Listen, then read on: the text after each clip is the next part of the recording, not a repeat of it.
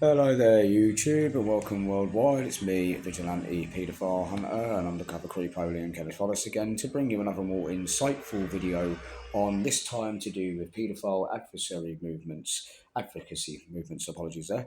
So, paedophile advocacy movements, or AKA predatory advocacy groups, are organisations aimed at normalising sexual interest in children, lowering or abolishing the age of consent laws, and advocating for social and legal rights.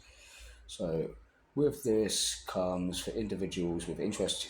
Historically, these groups have existed since the 1960s and in countries including the UK, USA, and Netherlands.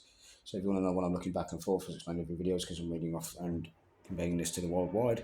So I hope you can take a lot from this and learn a lot. But let's cracking on. And so, as well as the USA, we have Netherlands and often framing their goals as child liberation or sexual freedom. So it's key. So key aspects and historical context. So advocacy groups. Past groups groups such as UK-based Pedophile Information Exchange, or PIEE, formed in 1974. We also have yeah, operated to normalise adult child sex and provide support to those in legal trouble.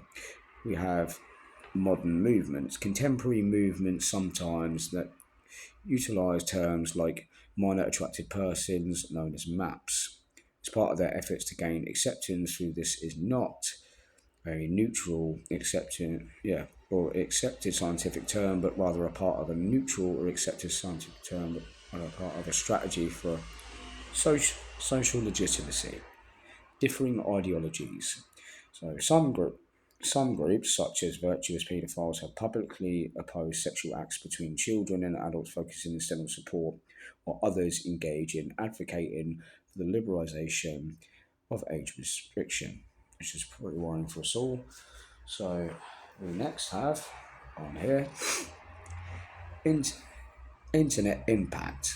Online platforms have always allowed these networks to connect, normalise, and share information on evading law enforcement, contributing to increased dangers and acts against children, which is then again a warning sign. So we must try to either understand these advocacy groups or get them disbanded for the safety and protection of children, which is the most important of all. The more you see my videos and my content, the more we can help the kids out of the world, and the more can be done for them. The more MAPA and paedophilia people can be understood, and the more this problem can be resolved as one. Moving on, we now have key definition and behavioural factors. Paedophilia is defined as a chronic sexual attraction towards prepubescent children. So, paedophilic disorder, diagnosed is DSM-5 when these urges cause significant distress or impairment, or when individuals act on these attractions. So next we have behavioural indicators.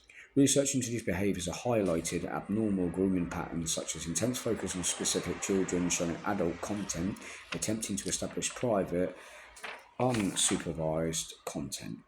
And finally, last but not least, eye movements. Studies show that paedophiles often display specific involuntary eye movements that fixate quickly and for longer periods on the faces and pubic regions of children. So there we are. There's a little bit into adversary groups and a lot more to do with eye movements, to do with minor attracted people, and a bit of a more background insight there. So, in this 3-minute short video, I've been Liam Kenneth Hollis. You've been a wonderful audience as usual. Take care of yourself, be safe and be protected. And remember, let's stick up for the kids and stop abuse worldwide. And remember to share my cure video on my channel and my page. Thank you very much. Have a wonderful time. I hope this really did help. And apologies about the looking back and forth from the camera.